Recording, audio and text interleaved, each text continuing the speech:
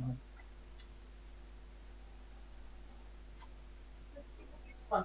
thank you for joining us. Apologies for being a wee bit late. We had some techo problems. Well, no, technical problems, but fortunately we have the techo here, so we've got it sorted. We've managed to get the Zoom up on the screen so that we can actually see you all at the same time. Today, of course, is Hadas's confirmation, and for about 25 minutes, and after that, there's plenty of time for questions and answers. So, Hadas, I'll hand straight over to you. Okay, it's very exciting. Okay, just Teneko to everyone, and thank you for coming to joining me to present my proposals on my journey to become an academic. Today I'm going to talk about my proposal titled The Process of Engaging and Disengaging and Explorations Within the Context of Independent Professionals' Work. What I'm going to cover today is what my research is aiming to address, why it is important, and how I'm going to go about doing it. There's been a lot of research on engagement since Kahn first defined it as a work-related outcome. Research showed us that people are more likely to be engaged when they have the relevant resources to support them, like supportive managers, skills, and tools. Research also found that engaged individuals are more connected to their work and their organizations, perform better, and less likely to suffer burnout. However, surveys show us consistently that only about 20% of us are engaged. It's even worse because this is 2021, and this is probably one of the highest points on the survey, going a bit the wrong way since COVID. This is particularly alarming when we think about New Zealand and how those low levels of engagement might negatively affect recruiting, maintaining staff, or improving productivity. It was quite interesting, well, at least for me, to note in the last few weeks that staff shortage and low productivities became hot news in New Zealand, probably, hopefully, making my study more relevant than ever.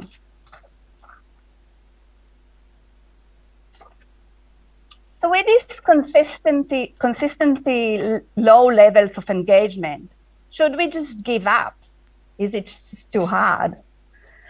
Like many scholars, I passionately believe in the potential value of highly engaged staff. In my previous career, before I turned into trying to become an academic, I led many professional, diverse, and globally distributed teams across the world. As part of my constant search for strategies on how to enable higher levels of engagement, which were one of my main concerns, I heard about Zappos.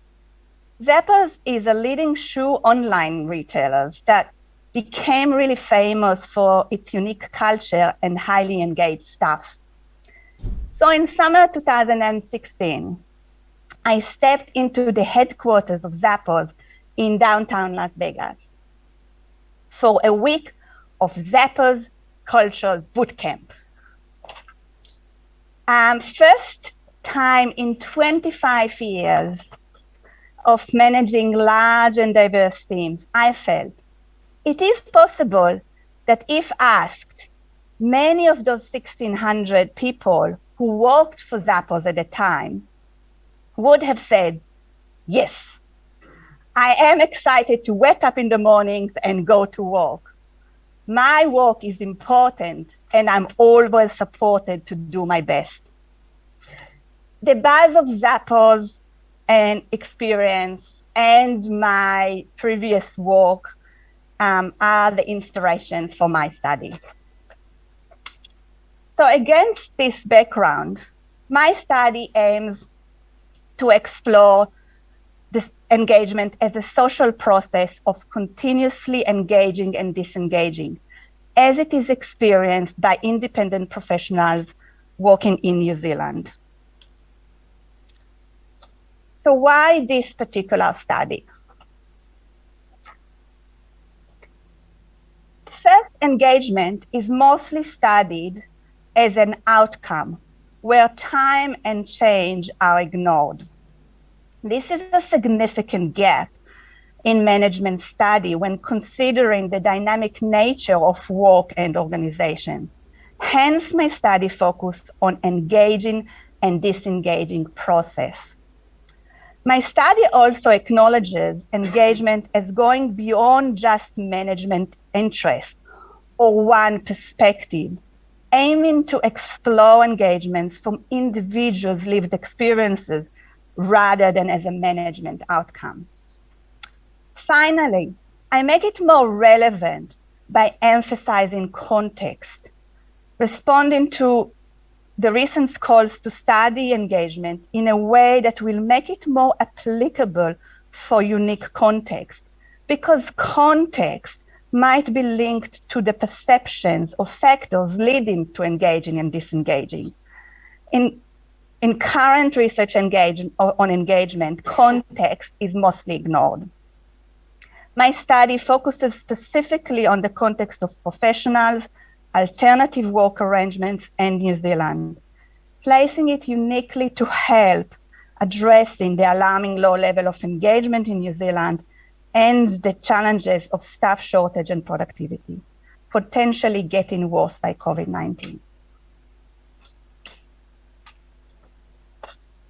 So just to emphasize again, my study aims to explore engagement as a social process of continuously engaging and disengaging as it is experienced by independent professional working in New Zealand. Hence, my main research question is, how do independent professionals living in New Zealand engage with the work and affiliated organizations? This question is made of 3 sub-questions. Answering those sub-questions in the order listed should hopefully lead to answering the overall research question. Okay.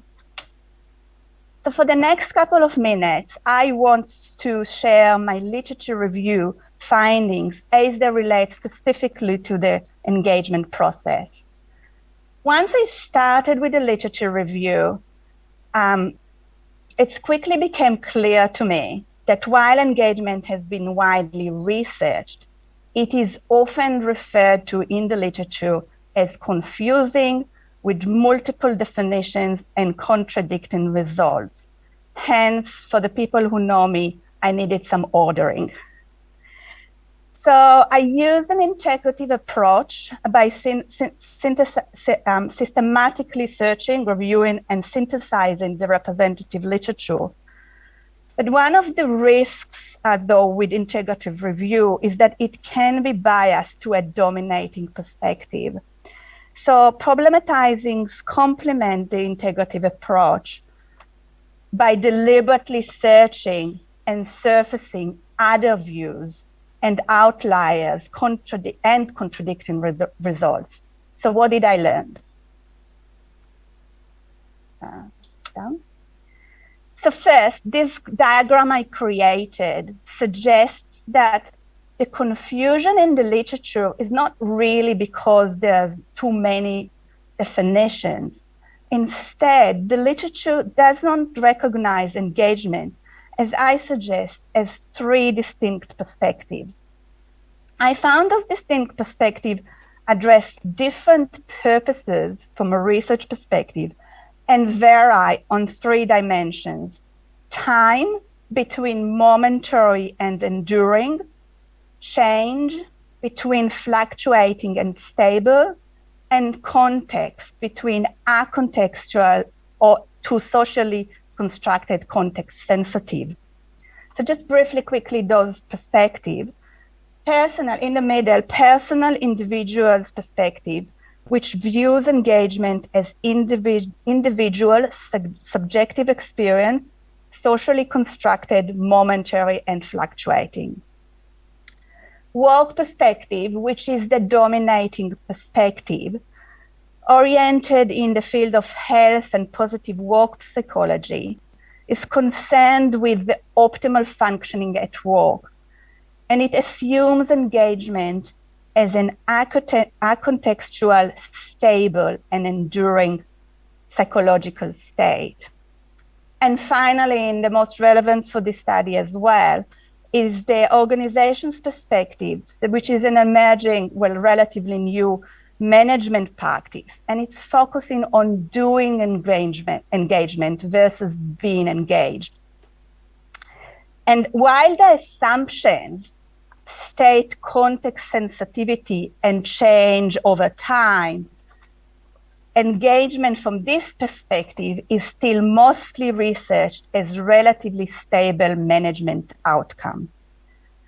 So the main point directing my study that became clear through the review is that most research inherent the underlying assumption of relative stability and measurable outcome, regardless of the perspective, ignoring contradicting evidence of subjectivity, fluctuations, and temporality.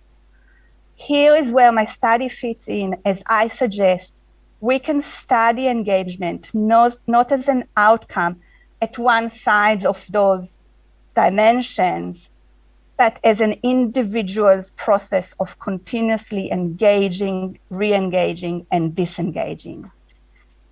Okay, I can breathe now. So far I covered what my research is about and why it is important. I now want to move to explain how I plan to conduct my research. So hopefully by now, it will be no surprise that my preferred approach to shed light on a problem is by attempting to make sense of the meanings people bring to it. Qualitative designs allow me to make those meanings visible when I collect text or other language representatives and make sense of those through my analysis. Interpretivist qualitative study come in many shapes and forms. In the next few slides, I will attempt to explain some of the choices I made to fit my particular research purpose. So first, my participants aligned with qualitative design, I will specifically select the participant that will share the characteristics of independent, meaning their work arrangements, occupations, professionals, and geographic locations, New Zealand. So just note the definitions for independent professionals. So why this specific group? First, one context that has rarely been explored is with individuals employed through employment arrangement that go beyond full-time salaried employees.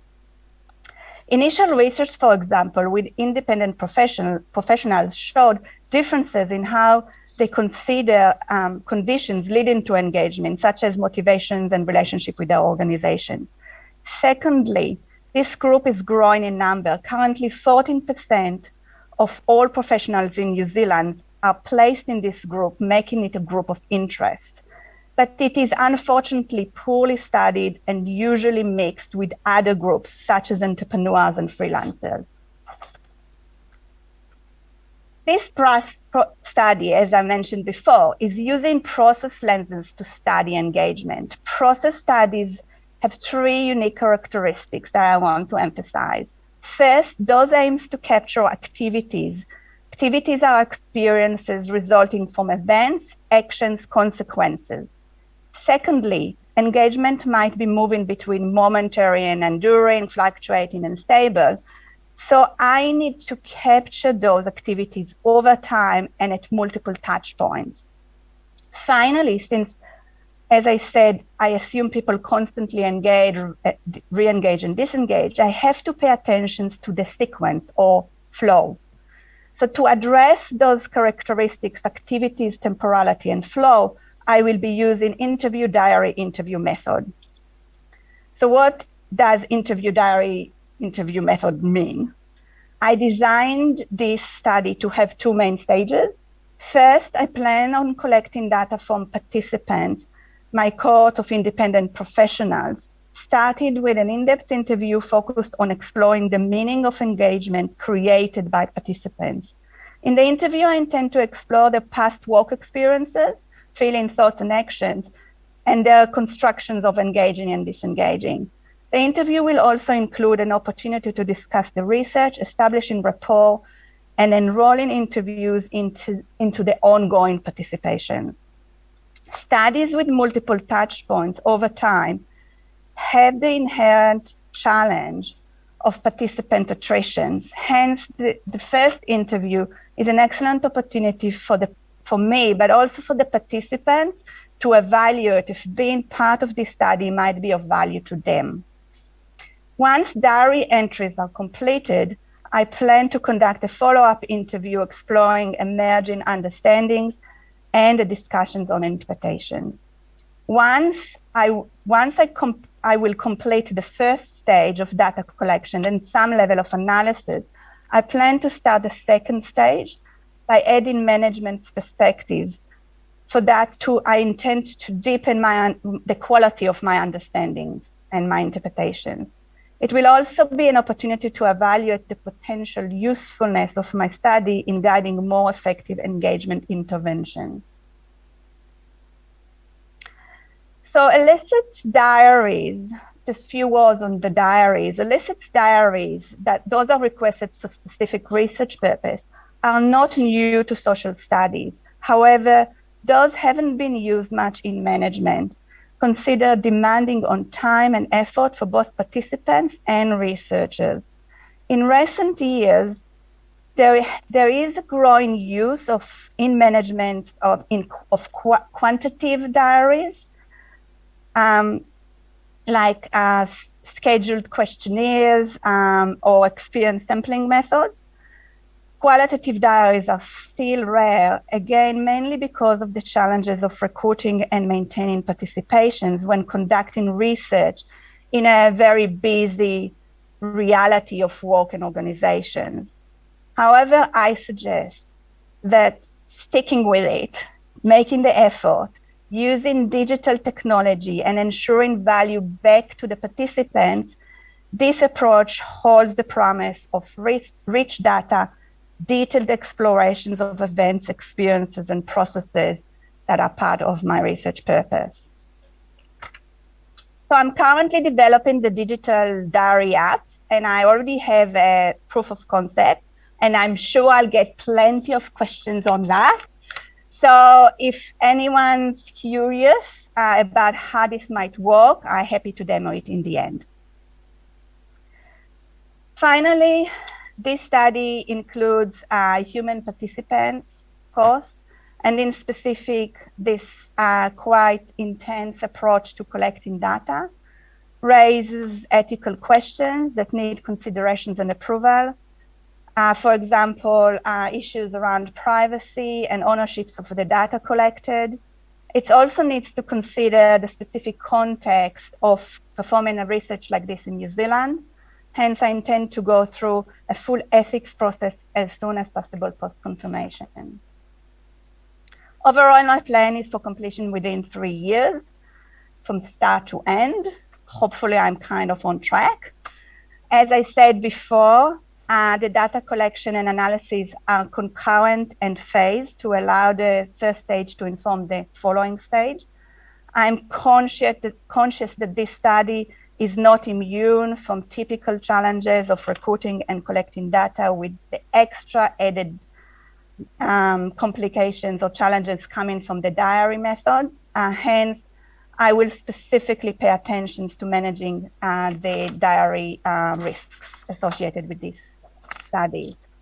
So to summarize, I see several contributions from this study. potential contribution from this study. First, addressing the significant gaps in the existing literature of the engaging process.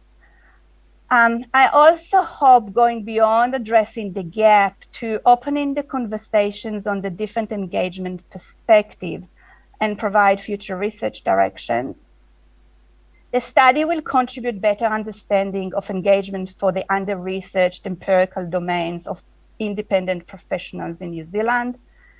Since using qualitative digital diaries is rare in management studies, scholars have limited understanding of their usefulness.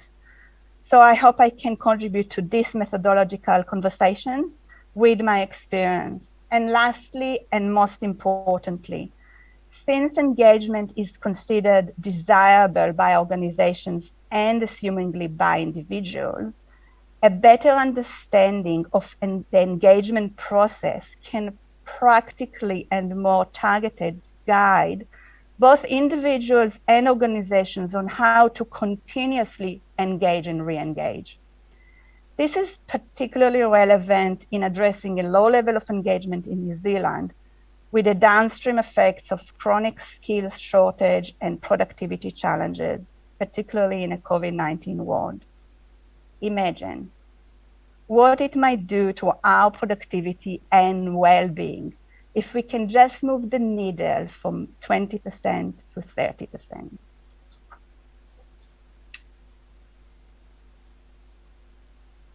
Thank you. Thank you.